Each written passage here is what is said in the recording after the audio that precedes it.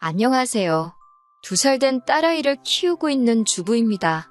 너무 속상하고 하나는 요즘 마땅히 털어놓을 곳도 풀 곳도 없어서 여기를 찾아왔어요.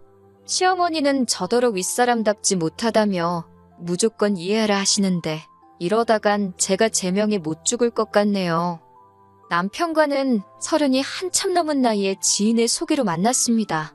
나이가 있었던 만큼 결혼 상대라는 무언의 전제하에 만남을 시작했어요. 20대에 만나 불같은 사랑을 하고 동화 같은 연애를 한 것은 아니지만 그래도 같이 있으면 의지가 되고 안정이 되는 사람이었지요. 평생을 함께해도 괜찮겠다. 그런 확신이 들 때쯤 남편이 먼저 결혼하자고 프로포즈를 해왔고 그렇게 결혼 약속을 했습니다. 연애부터 결혼까지 뭐 하나 유별나거나 모난구석 없이 원만하게 이루어졌네요.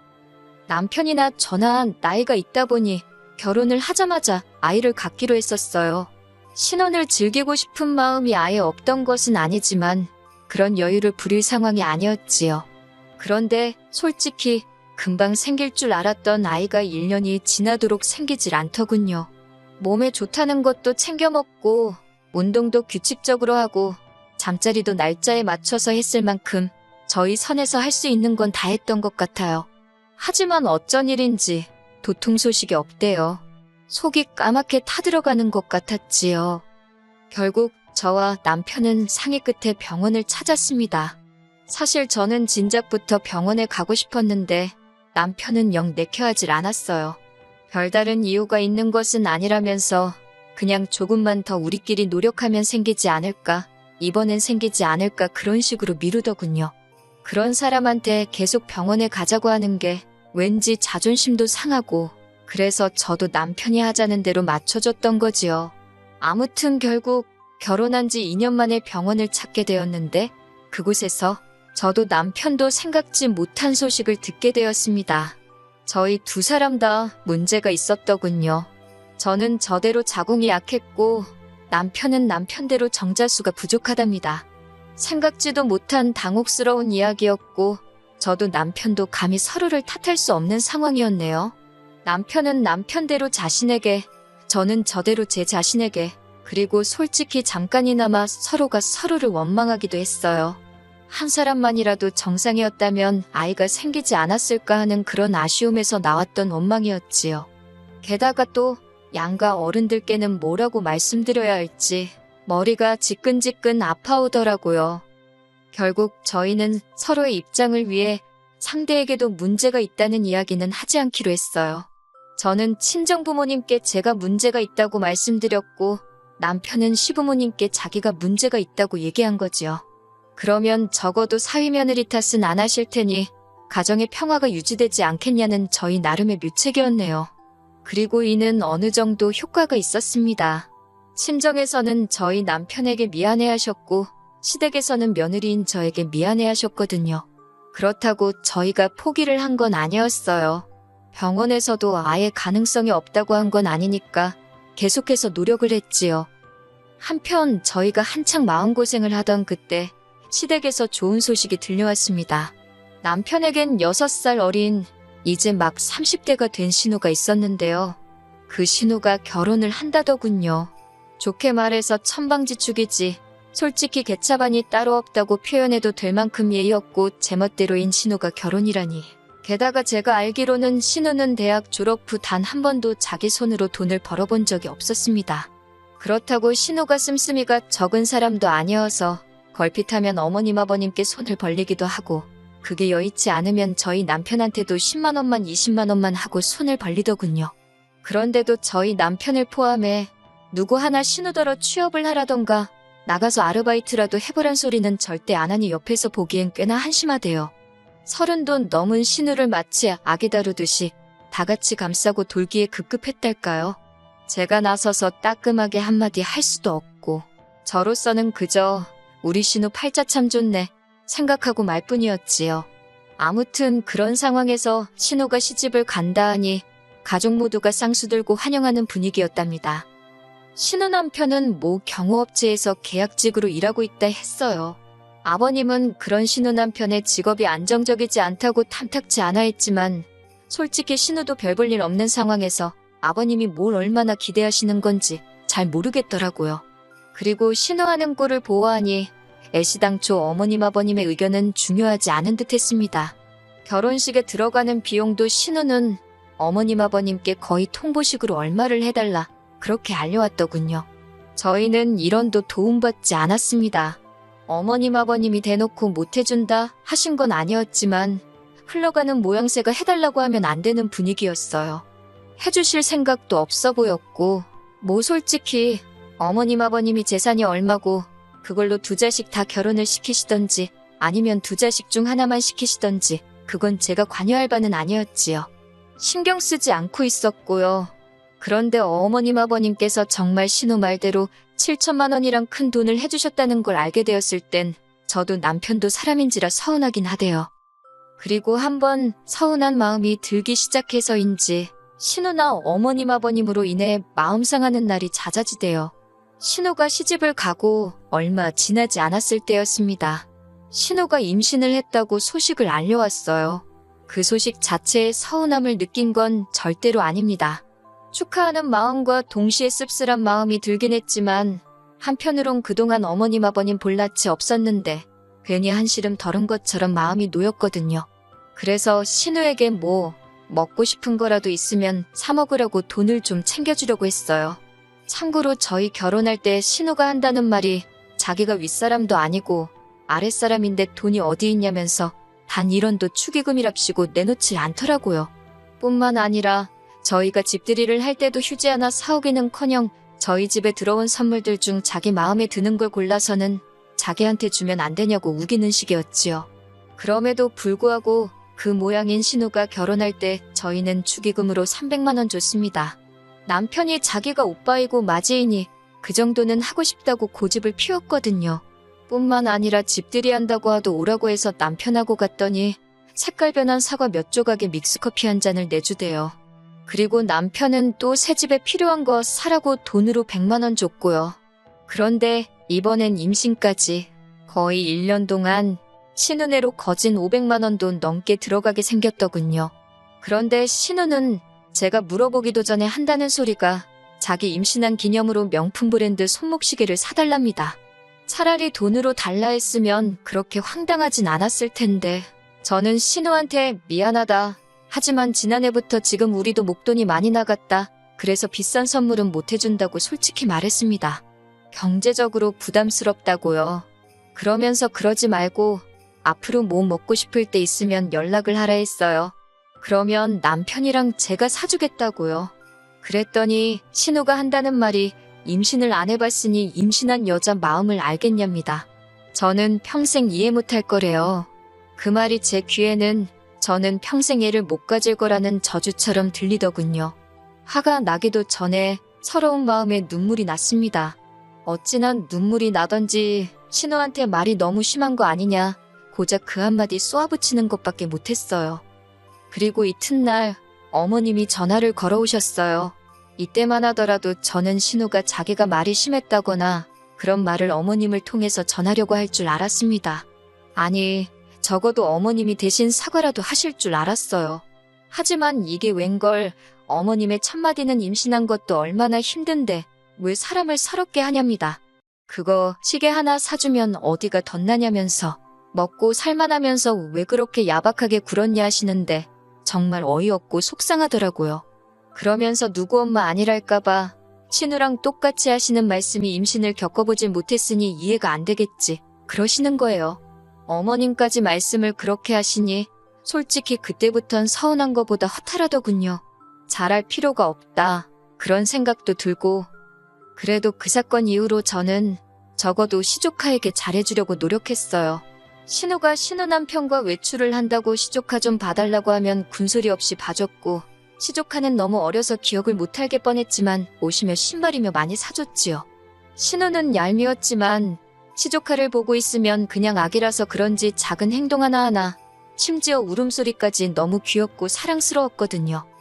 그렇게 3년이란 시간이 흘렀습니다. 그리고 그 사이에 저희 부부는 솔직히 많이 지쳤지요. 저는 그 사이 시험관 시술까지 시작했는데 시험관도 쉬운 일은 아니었어요. 처음 며칠 동안은 제 배에 제 손으로 주사를 놓는데 그게 그렇게 서럽더라고요. 그리고 남편도 보다 못하겠던지 1년만 해보고 안 되면 애 없이 살자대요. 애 없이 잘 사는 부부도 많다고요. 그런데 저희의 간절한 바람이 하늘에 닿았던 걸까요? 믿을 수 없는 기적 같은 일이 벌어졌지요. 그건 바로 저희 임신이었습니다. 솔직히 임신 테스터기에서 빨간 두 줄을 본 순간 저는 기뻐하기도 전에 내가 헛걸봤나, 지금 이 테스터기가 불량인가, 그런 생각부터 들대요. 그 정도로 믿을 수가 없었거든요. 그리고는 아침이 밝아오기가 무섭게 병원으로 향했지요. 병원으로 가는 차 안에서 남편과 저는 정말 말 한마디도 쉽게 나누지 못했을 정도로 긴장한 상태였습니다. 그리고 마침내 의사로부터 임신을 확인받은 순간 남편과 정말 병원에서 창피할 만큼 엉엉 울었네요. 저희는 바로 임신 소식을 주변에 알리진 않았어요. 물론 마음 같아선 당장이라도 동네방네 떠들고 다니고 싶었지만 임신을 하기 위해 노력하던 긴 세월 동안 얼마나 많은 기대와 실망을 반복해 느꼈는지 모릅니다. 그래서 그 감정을 또다시 느끼게 되진 않을지 너무 두려웠거든요. 하지만 이번엔 아무런 일도 없었습니다. 무탈하게 시간이 흘렀고 저는 조금 불러온 배를 보이며 양쪽 부모님들께 제 임신 소식을 알렸습니다. 친정 부모님은 그동안 당신들이 죄인 같은 심정이었다며 거의 오열을 하셨고 시부모님께서도 정말 기뻐하셨지요. 제가 임신을 확인한 이후로 저희 부부는 합의하에 가계재정 상황을 정비해 나가기 시작했습니다. 사실 그동안엔 아무래도 신혼애가 외벌이기도 하고 애도 있었으니 상대적으로 여유 있는 저희가 명절이나 어머님 아버님 생신처럼 돈이 나가는 날들에는 금전적인 부담을 많이 지고 있던 게 사실이에요. 시조카한테도 신혼애 사정을 아니까 신경을 많이 써주었고요. 그런데 이제 저희 애가 태어날 거니까 저희도 좀 아껴 써야겠다 싶었습니다. 그래서 예전만큼은 솔직히 못했어요. 당분간은 시조카도 저희 집에 맡기지 말아달라고 했지요. 상식적으로 입덧하고 몸은 무겁고 저도 저 하나 간수하기가 힘에 부치는 마당에 제가 누굴 돌볼 수가 있었겠어요? 그리고 당연히 저는 신우가 이런 제 상태를 이해할 줄 알았습니다. 그런데 이게 웬걸요. 신우가 시부모님더러 저희 부부가 특히 제가 변했다고 그러더래요. 이제 시조카도 안 봐준다고 그러고 시조카 선물도 안 해주고 그러면서 그 전에 보여준 건 다 가식이었던 모양이라고 서운하다고 그랬다나요? 정작 제가 임신했다 하니까 말이라도 축하한다 소리도 없었으면서 어쩜 저렇게 뻔뻔할까 싶대요. 그뿐만이 아니었습니다. 소름 끼치게도 신우가 신우 남편하고 하는 소리를 우연히 들었는데 저희 부부가 애를 못 가지면 저희 재산이 자기 딸한테 올 거라고 그렇게 기대를 하고 있었나 봐요. 그런데 이제 어쩌면 좋냐고 그걸 걱정하고 있더라니까요. 자기도 한 가족으로서 오빠인 저희 남편이랑 제가 얼마나 임신을 하고 싶어 했는지 그걸로 얼마나 속상해했는지 뻔히 알면서 속으론 저희가 애를 못 갖길 바라고 있던 거잖아요. 배신감에 치가 떨리대요. 비록 살갑고 친한 사이는 아니었어도 적어도 저희를 향해 그런 나쁜 생각을 하고 있을 줄은 몰랐으니까요. 그 이후로 정말 신혼애한테는 정이란 정은 다 떨어져서 마음 같아선 상종도 안 하고 싶었지만 어머님 아버님 입장도 있고 해서 어쩔 수 없이 얼굴만 마주하고 지냈습니다. 하지만 신우의 못돼 처먹은 성격은 그게 다가 아니었어요. 저희 딸이 막 걷기 시작했던 무렵이었네요. 어머님 생신이셨는데 식당에서 외식을 하는 대신 집에서 축하를 하자고 이야기가 되었지요. 아무래도 저희 딸이 어리다 보니 어디 부딪힐 수도 있고 여러 가지로 집이 낫겠다 싶더라고요. 그런데 이제 시조카는 한참 뛰어다닐 나이였다 보니까 정신이 하나도 없더라고요. 시조카 성격이 극성 맞은 것도 한몫했고요.